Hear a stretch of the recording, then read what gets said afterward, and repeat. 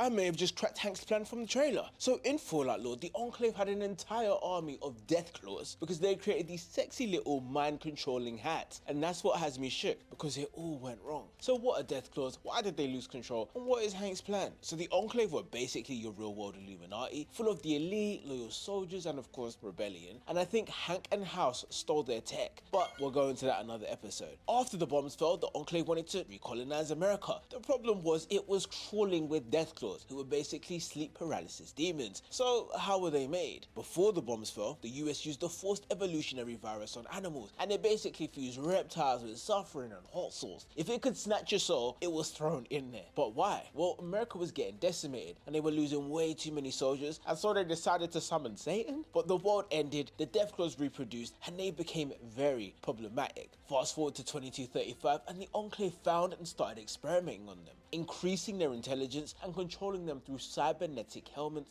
and implants, or the sexier name, domestication units. But obviously that ended badly, and I think Hank and House would have discussed this creation. Well, even if they did, we had problems. See, the claws faked that they were being controlled, and during a raid, they switched up to cut the Enclave and freed themselves. Now where does Hank fit into this? Well, in the new trailer, we see him trying to fit some kind of device to a mouse. My theory is that he's trying to replicate the Enclave tech, and as we've already seen it, deathclaws are in the trailer. We know that the Brotherhood have power armor, right? So the only thing cutting through that would be the deathclaws talons. Hank probably wants an army to fight back, but family, what do you think Hank is up to?